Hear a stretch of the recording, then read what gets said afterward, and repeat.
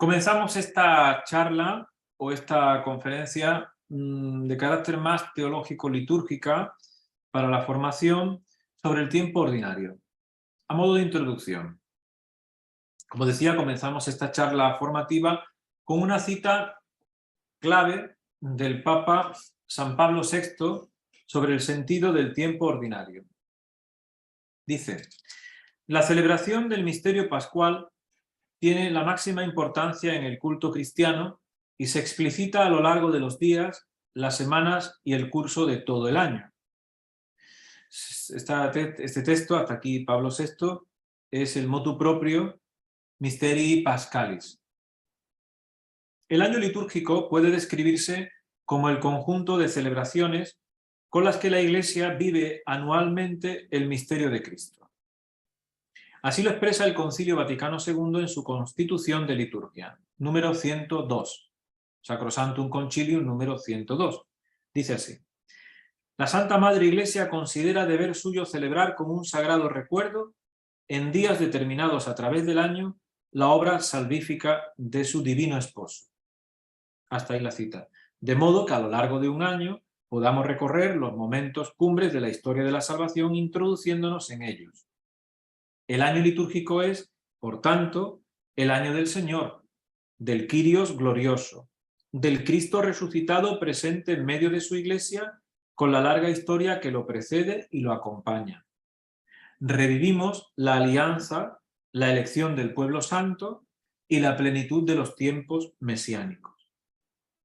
A lo largo del ciclo anual se va desplegando todo el misterio de Jesucristo, desde la encarnación hasta la espera de su segunda venida al final de los tiempos, culminando este recorrido en la celebración más importante del año, esto es, la memoria de su misterio pascual.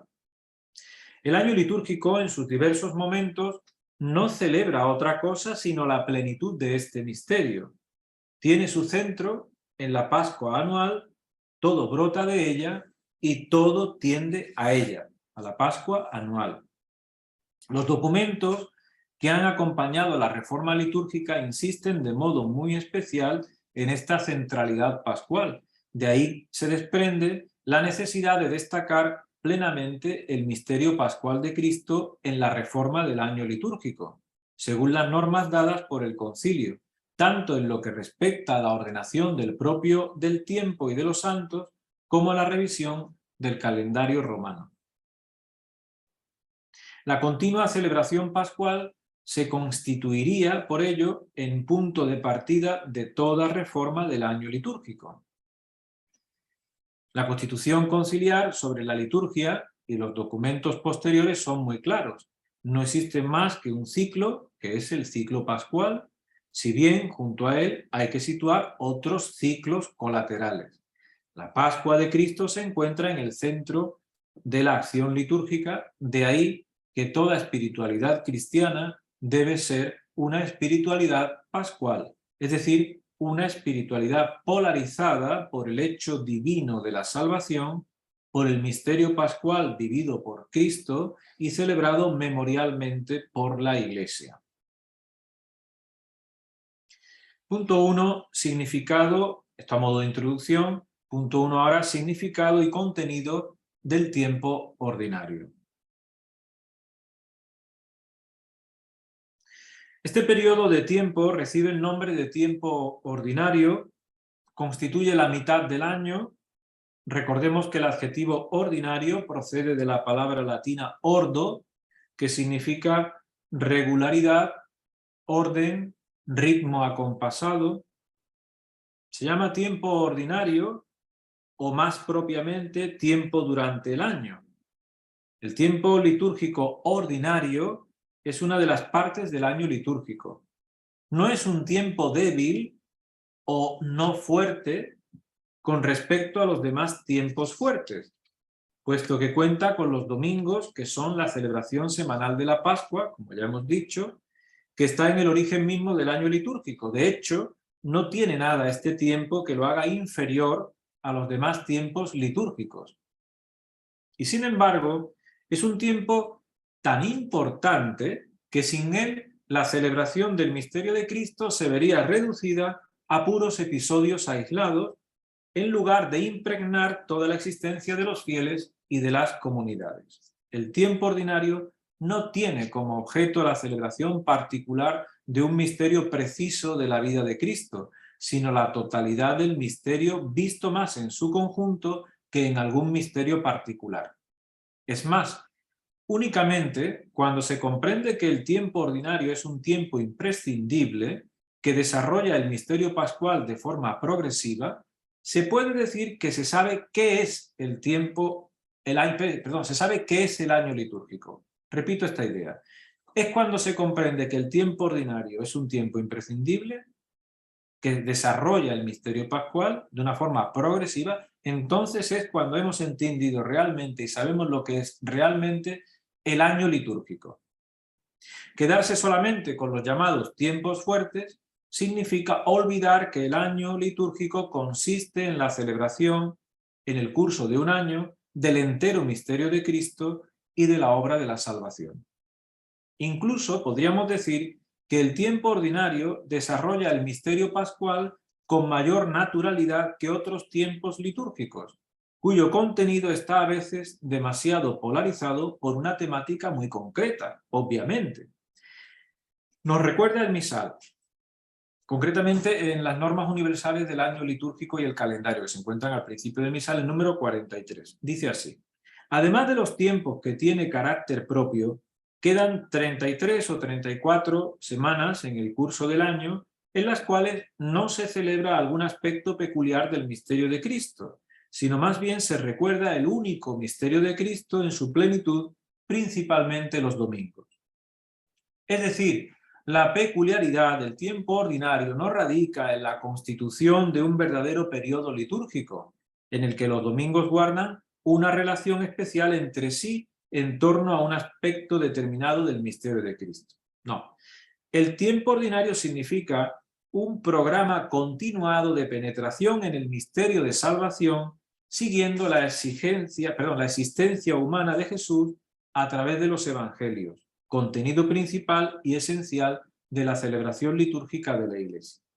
Por tanto, el valor del tiempo ordinario consiste en formar un continuo celebrativo para recorrer paso a paso la vida de la salvación revelada en la existencia de Jesús.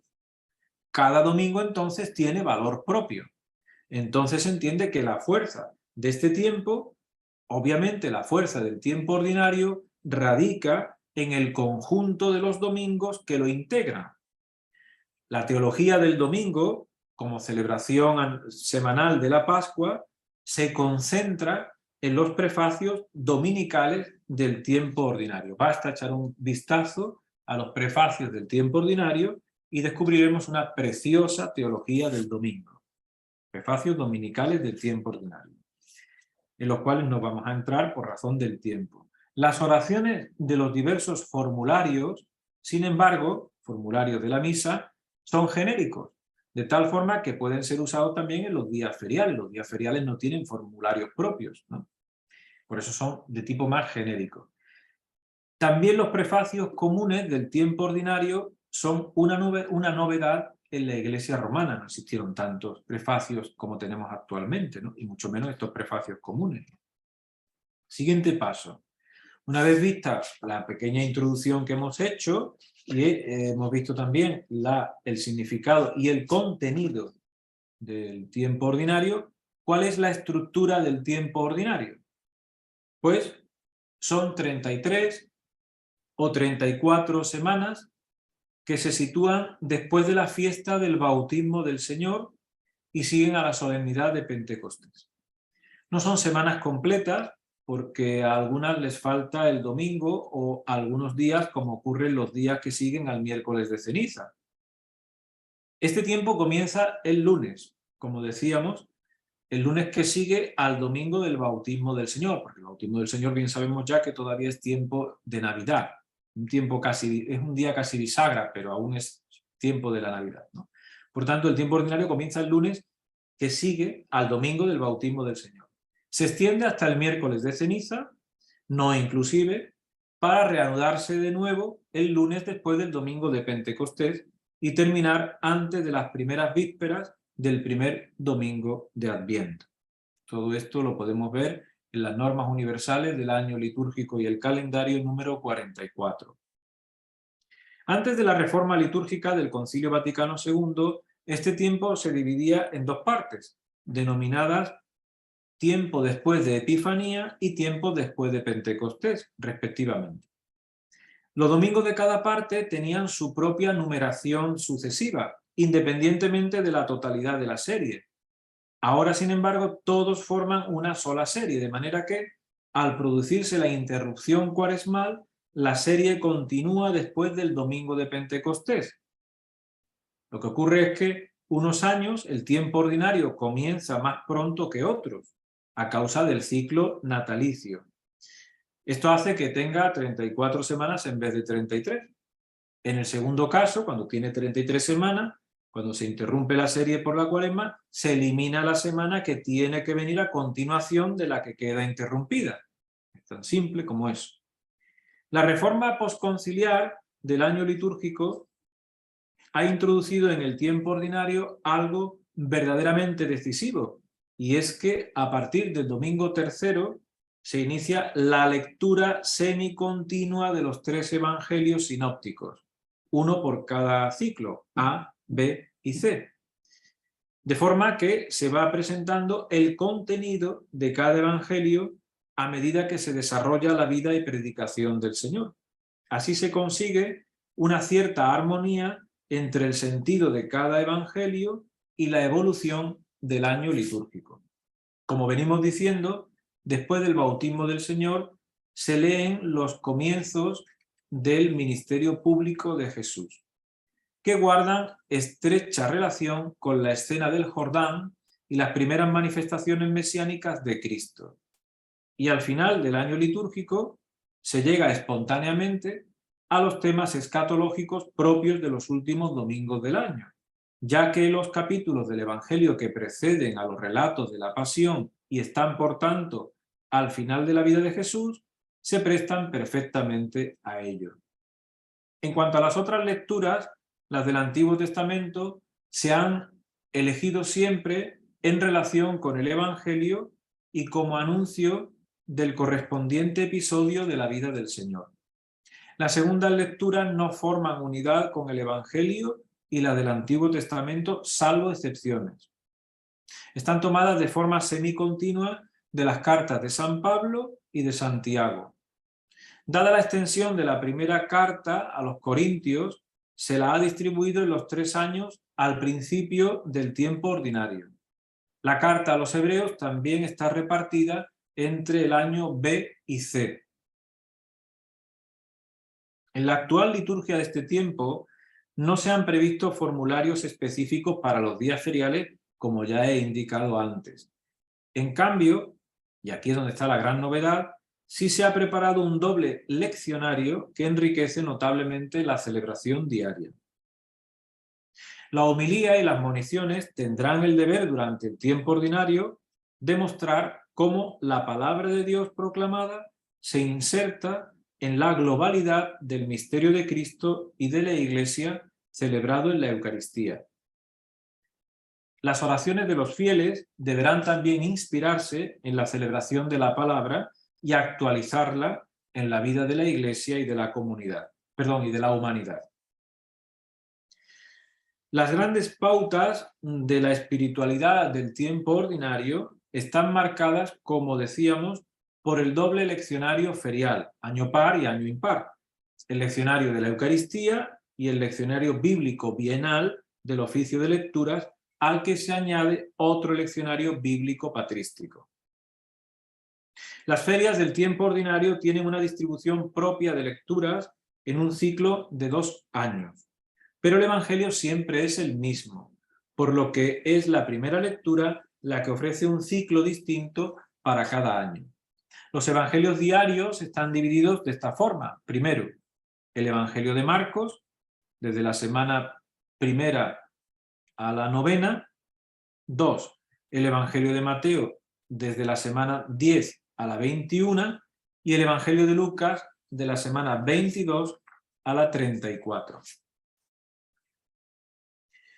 El Evangelio de Juan, en cambio, se lee durante todo el tiempo pascual a partir de la quinta semana de Cuaresma, y también constituye un conjunto de 5 domingos sobre el capítulo sexto, desde el domingo 17 al 21, en el ciclo B del tiempo ordinario, debido a la brevedad del Evangelio de Marcos, correspondiente a este ciclo, al ciclo B.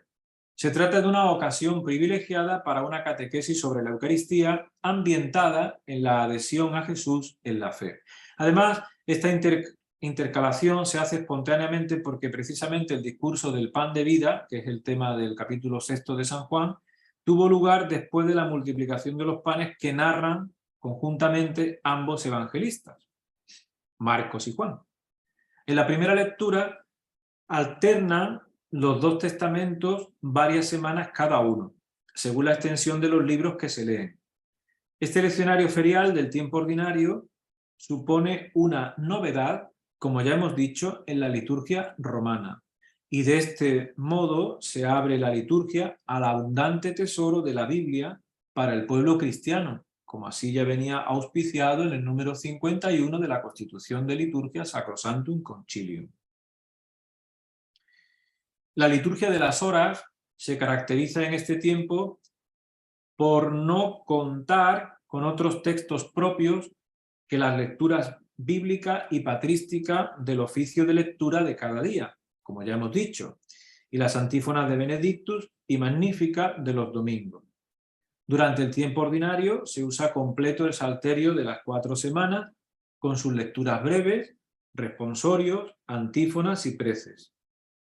La serie de lecturas bíblicas del oficio de lectura va siguiendo la historia de la salvación. Las lecturas patrísticas generalmente ofrecen temas independientes, pero de una extraordinaria riqueza. La liturgia de las horas ofrece abundantes elementos para una teología del tiempo ordinario. Pasemos al tercer punto. Significado del tiempo ordinario, ya lo hemos visto. La estructura del tiempo ordinario, segundo punto. Tercer punto, celebraciones del Señor móviles durante el tiempo ordinario. Las 4 solemnidades del Señor del tiempo ordinario y la fiesta de Jesucristo, sumo y eterno sacerdote, se celebran en fechas variables en dependencia de la movilidad de la Pascua. En primer lugar, nos encontramos con la solemnidad de la Santísima Trinidad. El primer domingo, después de Pentecostés, se celebra el misterio de Dios Padre, Hijo y Espíritu Santo, revelado en la economía de salvación. Esta fiesta alcanzó una difusión verdaderamente universal en 1570 a través del misal de San Pío V. Esta fiesta aparece en la liturgia como un misterio no solo de fe y de adoración, sino también de comunión y de vida.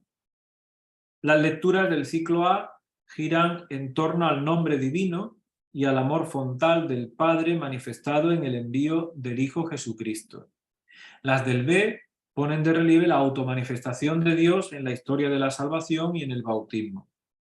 Y las del año C aluden a la sabiduría divina que se manifiesta en el Hijo y en el Espíritu Santo. La liturgia de las horas ofrece un riquísimo conjunto de salmos y de lecturas propias, pero no me entretengo más en ello. La solemnidad del cuerpo y de la sangre de Cristo. Esta fiesta, el Papa Urbano IV la extendió a la Iglesia Universal en 1264, dotándola de una misa y oficio propio. Hoy se denomina solemnidad del cuerpo y de la sangre de Cristo, y la procesión con el sacramento viene recomendada ya en el canon 944 del Código de Derecho, como testimonio público de veneración hacia la Santísima Eucaristía. Dice textualmente este canon. Los textos de la liturgia ofrecen una síntesis de todos los aspectos del misterio eucarístico. Las lecturas para el año A destaca la Eucaristía como banquete del Señor, prefigurado en el desierto para formar un solo cuerpo con el pan de la vida. En el año B aparece el tema de la alianza sellada alianza sellada en la sangre de Cristo. Y en el año C se pone de relieve el sacrificio memorial. Las oraciones son las mismas del antiguo formulario, con la célebre colecta dirigida a Cristo, que nos dejó el memorial de su pasión, dice el texto, ¿no? No obstante, el misal ofrece dos prefacios para poder escoger, uno centrado en Cristo sacerdote y víctima, y otro en la institución del sacrificio y del sacramento.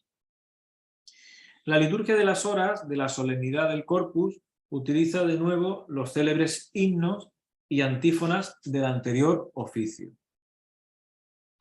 Otra solemnidad móvil del tiempo ordinario es la solemnidad del Sagrado Corazón de Jesús.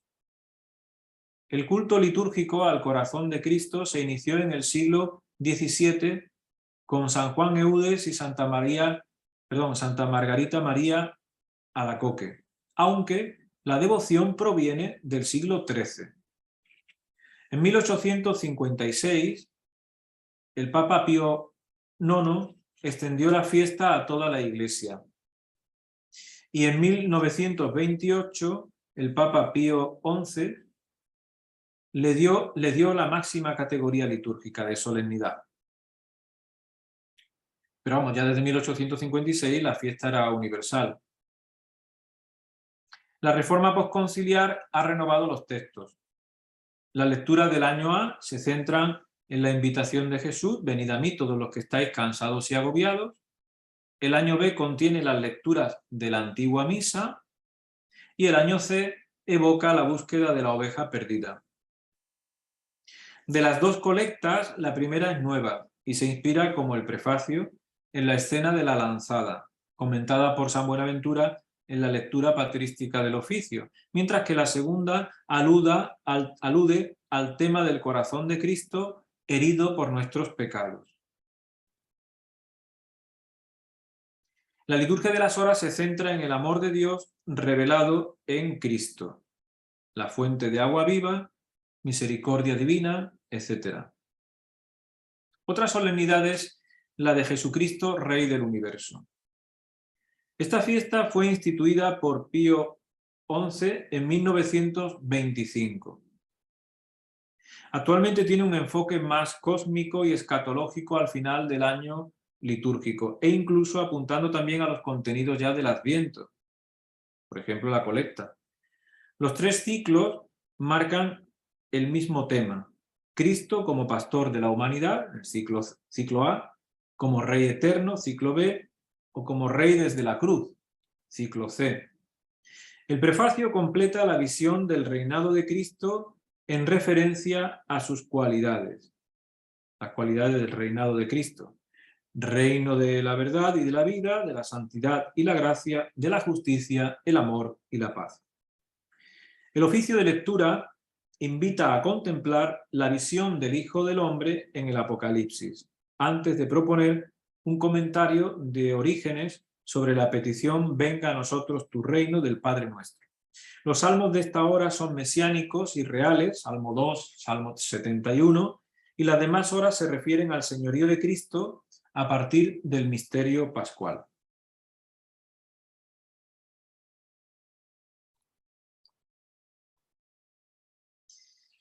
También fiesta móvil dentro del tiempo ordinario es la fiesta de Jesucristo sumo y eterno sacerdote. Fue introducida en España en 1973 y ya tiene un carácter universal. El formulario propio de la misa se centra en el misterio de Cristo, mediador y pontífice de la nueva alianza por su entrega, que ha querido elegir y consagrar a unos fieles como ministros y dispensadores de sus misterios. La liturgia de las horas vuelve una y otra vez a estos contenidos. Tan solo en sexta y en nona se alude al sacerdocio del pueblo de Dios, sacerdocio común de los fieles. Y luego los salmos, pues son salmos mesiánicos y sacerdotales. Cuarto apartado: las celebraciones del Señor fijas durante el tiempo ordinario. Hemos visto primero celebraciones móviles, ahora celebraciones fijas. Teniendo en cuenta su localización en días fijos en el calendario, Estas celebraciones se sitúan en la órbita de los misterios de la Encarnación o de la glorificación de Cristo. La primera, la fiesta de la presentación del Señor. Esta estaría dentro de la órbita de los misterios de la Encarnación. A los 40 días de Navidad, 2 de febrero, a esta fiesta ya se alude por Egeria en el siglo IV. En Oriente se le conoce como la fiesta del Hipapante, fiesta del encuentro entre el Señor y su pueblo.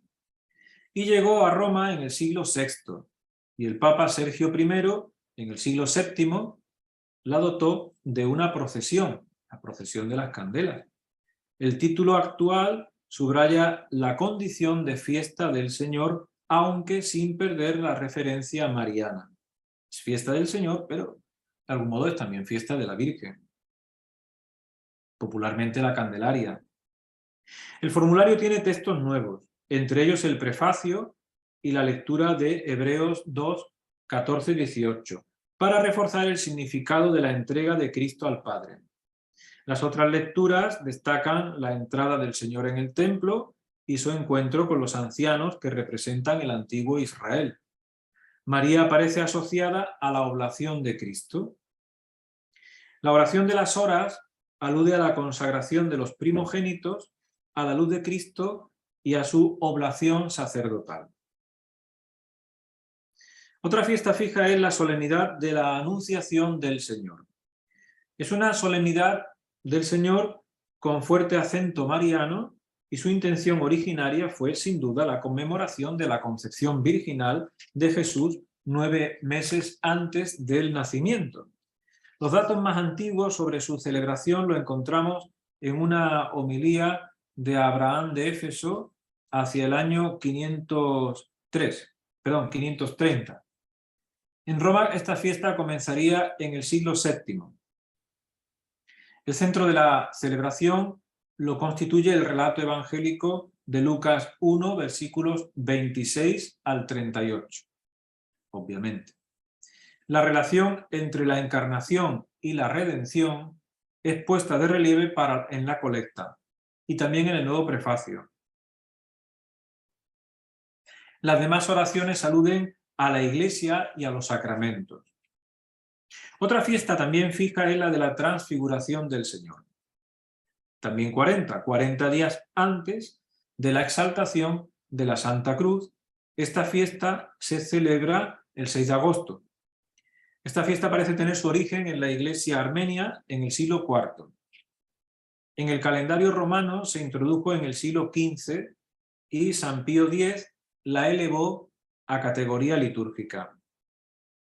La escena del Tabor no es solamente la manifestación de la divinidad de Jesús de cara a la futura pasión, sino también el anuncio de la gloriosa venida del Señor al final de los tiempos. Son los dos sentidos. Y el oficio divino acentúa la gloria de Cristo Pantocrátor e icono del Padre. Otra fiesta fija, la de la exaltación de la Santa Cruz. Esta fiesta y la antigua del 3 de mayo, en honor a la Santa Cruz, proceden de la antigua liturgia de Jerusalén en torno a la Basílica Constantiniana del Martirium, el lugar de la cruz, dedicada el año 335. A partir del siglo VII, la fiesta del 14 de septiembre se extendió a Oriente y a Occidente. El objeto central de la fiesta es la gloria de la cruz del Señor, manifestación del amor del Padre, de la obediencia filial del Señor y de la vida en el Espíritu. Tenemos también el aniversario de la dedicación de la Basílica de Letrán. Es la fiesta de la Catedral de Roma, dedicada al Salvador en el año 324. Y después dedicada también a San Juan Bautista y a San Juan Evangelista. Pero inicialmente es la basílica dedicada al Salvador. Desde el siglo XI se fijó su fiesta el 9 de noviembre. Los textos se toman del común de la dedicación de una iglesia, salvo la lectura patrística del oficio. La liturgia se centra en el simbolismo del edificio eclesial, con alusiones a Jerusalén, imagen de la Iglesia de Cristo. Y por último tenemos la Feria Mayor de Petición y Acción de Gracias. Esta celebración, asignada en España al día 5 de octubre, se inscribe entre las celebraciones del tiempo ordinario, aunque los textos litúrgicos se encuentren en el santoral. La Feria Mayor es heredera de las 4 témporas y de las rogativas originarias de Roma, ligadas a las 4 estaciones del año.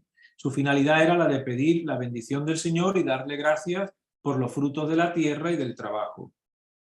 La Feria de Petición y de Acción de Gracias es expresión de la inserción de lo cotidiano en la celebración del misterio de Cristo. En ella, la Iglesia, leo textualmente, en ella la Iglesia ora al Señor por las varias necesidades de los hombres, pero ante todo por los frutos de la tierra y los trabajos, para darle gracias públicamente. Digo textualmente porque esto está sacado de las normas universales del año litúrgico y el calendario número 45, también en referencia al 46 y al 47. Otro tanto puede decirse de las rogativas, institución también romana, pero de indudable peso en muchas iglesias locales. Pasemos al siguiente punto, que sería la espiritualidad del tiempo ordinario. Hemos visto qué es el tiempo ordinario, la estructura, las ferias, las solemnidades móviles, las fiestas fijas, y ahora vamos a ver espiritualidad del tiempo ordinario. Centrándonos en los grandes tiempos del año litúrgico, podríamos dividirlos según la tonalidad del mismo tiempo litúrgico, siempre partiendo de la unicidad celebrativa de la Pascua, el centro y la unicidad de la Pascua, el centro en la Pascua, y buscando así la totalidad en la simplicidad del misterio, es decir, el todo en el fragmento. Adviento, pues una espiritualidad escatológica. Navidad, una espiritualidad esponsal. Epifanía, una espiritualidad real. Cuaresma, una espiritualidad de la conversión y de la penitencia. Triduo pascual, imitar sacramentalmente el misterio pascual de Cristo. Pascua, una espiritualidad pentecostal. ¿Y tiempo ordinario? Tiempo ordinario es el ritmo sosegado del año litúrgico. En este tiempo sosegado del año litúrgico comienza a continuación del bautismo del Señor, con lo que vamos entrando progresivamente en el misterio de la vida histórica de Jesús, que una vez dejados los evangelios sobre la infancia de Jesús, de Mateo y de Lucas, dichos evangelios comienzan con lo que llamamos ministerio público del Señor. En el tiempo ordinario, cada episodio evangélico es una oportunidad para penetrar en el misterio de Cristo. Un momento de su vida histórica que tiene un contenido concreto en el hoy litúrgico de la Iglesia y que se cumple en la celebración de acuerdo con la ley de la presencia actualizadora de la salvación en el aquí, ahora para nosotros. Ese momento se está actualizando y se está haciendo presente en el aquí, en el ahora y además para nosotros. Por tanto, es una presencia actualizadora de la salvación la que nos llega con ese momento de la vida histórica de Jesús que nos ha ofrecido el episodio concreto de este Evangelio de hoy. Por eso puede decirse que la lectura del Evangelio adquiere en el tiempo ordinario un relieve mayor que en otros tiempos litúrgicos, debido a que en ella Cristo se presenta en su palabra dentro de la historia concreta, sin otra finalidad que la de mostrarse a sí mismo en su vida terrena, reclamando de los hombres la fe en la salvación que él fue realizando día a día. Los hechos y las palabras que cada evangelio va recogiendo de la vida de Jesús, proclamados en la celebración en la perspectiva de las promesas del Antiguo Testamento, en esto consiste el valor de la primera lectura, y a la luz de la experiencia eclesial apostólica, segunda lectura, hacen que la comunidad tenga verdaderamente en el centro de su recuerdo sagrado, a lo largo del año, a Cristo el Señor con su vida histórica, contenido, obligado y único de la liturgia. En medio de las dos etapas del tiempo ordinario se encuentra el ciclo pascual, Cuaresma, Triduo y Pascua. Esto no es un obstáculo para la celebración progresiva del misterio de Cristo. Al contrario, este ciclo ofrece una continuidad en la evocación de la vida y de la acción mesiánica del Hijo de Dios. No debemos olvidar que la Cuaresma, en este sentido, se abre con los episodios de las tentaciones y de la transfiguración, momentos en los que Jesús entra decisivamente en el camino de la Pascua, o sea, en el camino de la cruz y de la resurrección, destino y culminación de su vida histórica. El cristiano, celebrando sucesivamente todos estos pasos de Jesús, hace suyo este camino y programa pascual del Señor. Camino y programa que ha de realizarse no solo en el curso del año litúrgico, sino también a lo largo de toda la vida. Hay que tener en cuenta que la liturgia no evoca el misterio de Cristo y la historia de la salvación siguiendo una lógica cronológica, sino a modo de círculos o cuadrados centrados en etapas o en momentos diferentes. Por eso no hay inconveniente en interrumpir la secuencia de hechos y palabras de Jesús al llegar el ciclo pascual para reanudarla después de Pentecostés, porque en todo momento va ofreciendo bloques aparentemente dispersos, unificados siempre por la referencia, ya lo hemos dicho, al entero misterio de Cristo y a la actual etapa de la historia de la salvación. El Concilio Vaticano II quiso restaurar la importancia del ciclo entero del misterio salvífico para que el propio del tiempo sobresaliese debidamente sobre el santoral. Esto lo podemos ver en el número 108 de la Sacrosanctum Concilium. A este principio, importante, a este principio conciliar, y esto hay que tenerlo muy en cuenta porque a veces las celebraciones en algunas comunidades pues resulta que se sobrepone sistemática o muy continuadamente al revés, el santoral sobre el tiempo. Y toda memoria libre se convierte casi en fiesta, y esto no es así. Insisto, el concilio quiso restaurar la importancia del ciclo entero del misterio salvífico. Es decir, tiene que sobresalir el propio del tiempo sobre el santoral.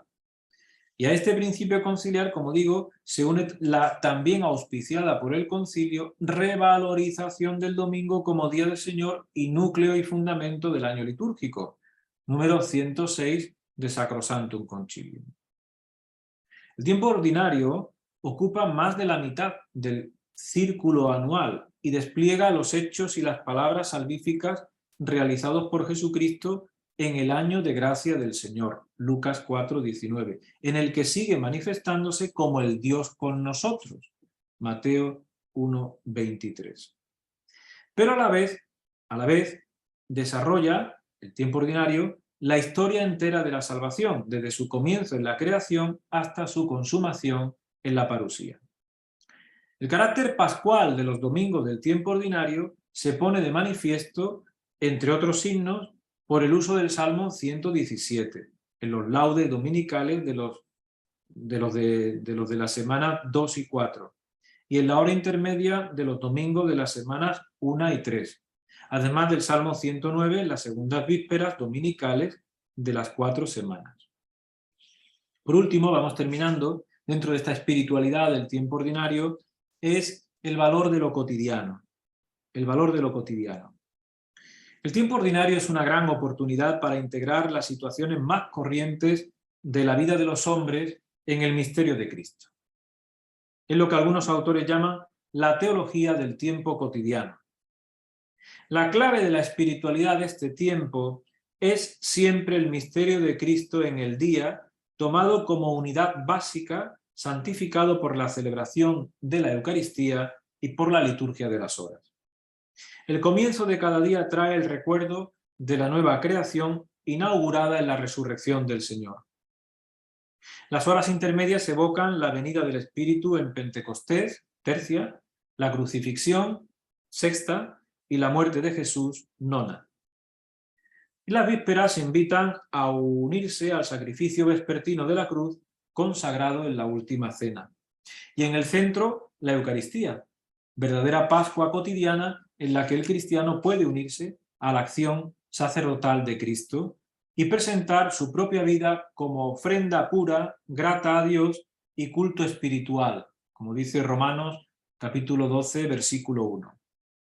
Esta nota del tiempo ordinario es preciso tenerla en cuenta incluso cuando se celebran las memorias de la Santísima Virgen María y de los santos, porque subsiste todavía una mentalidad de que estas celebraciones del santoral son fiestas en sentido absoluto.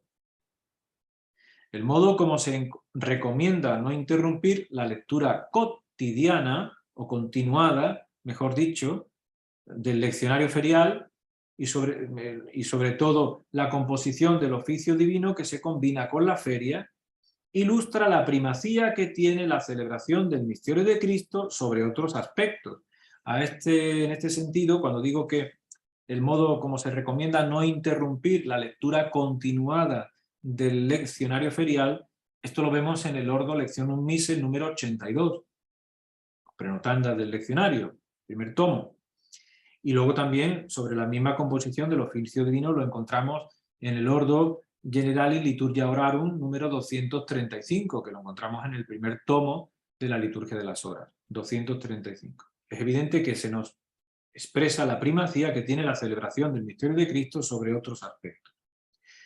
Por otra parte, y termino, el tiempo ordinario permite atender mejor a las necesidades concretas de cada comunidad cristiana, que piden celebraciones especiales, entre las que destacan pues, la celebración de algunos sacramentos y sacramentales, o misas por diversas necesidades, o para grupos particulares. El tiempo ordinario en este sentido permite una mayor facilidad. Las fiestas religiosas populares tienen más cabida en este tiempo, pudiéndose celebrar incluso misas votivas según las normas litúrgicas. Obviamente, siempre en este sentido hay que atender a la normativa litúrgica. Propongo como bibliografía, que seguramente se añadirá al material que se está entregando, el libro que se titula La celebración del tiempo ordinario, que es de 1994, el autor es José Damián Gaitán y lo encontramos en la editorial CPL de Barcelona, La celebración del tiempo ordinario. Un clásico muy bueno, pero ya no está a la venta, es Celebrar a Jesucristo, de Adrián Nozán, es de 1979, está en la editorial de Santander.